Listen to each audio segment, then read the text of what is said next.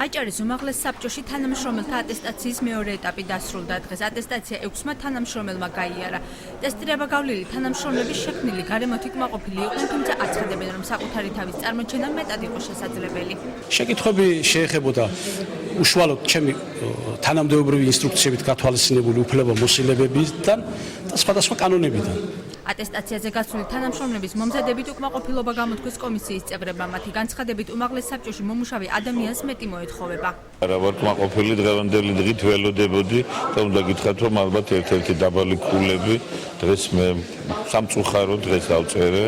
იყო ძალიან ისეთ მარტივ შეკითხვებზე ხალხი, რომლებიც წლების განმავლობაში აქ მუშაობენ, ვერ გაცეს პასუხი.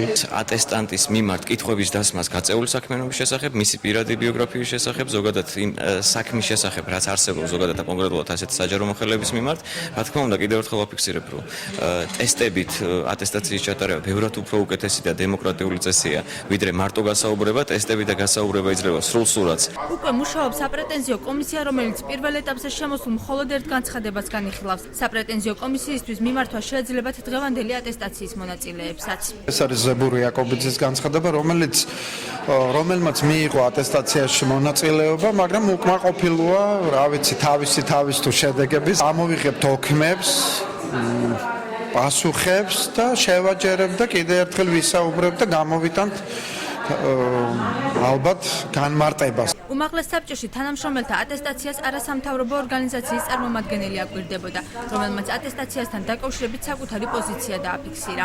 ყველა უნდა სარგებლობას თანაბარი უფლებით, რადგან როდესაც ერთ ატესტანტს ეკითხებიან უსვამენ 9 შეკითხვას და მეორეს 22-ს ან 35-ს, ეს უკვე რაღაც გარკვეულ ეჭვს ბადებს.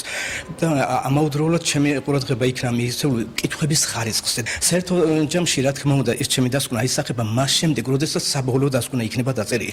ატესტაცია გავლილი თანამშრომელთა საბოლოო შედეგი აჭარის უმაღლეს საბჭოში 1 თებერვალს უნდა გახდეს ცნობილი, რის შემდეგაც უმაღლეს საბჭოში რეორგანიზაცია იგეგმება.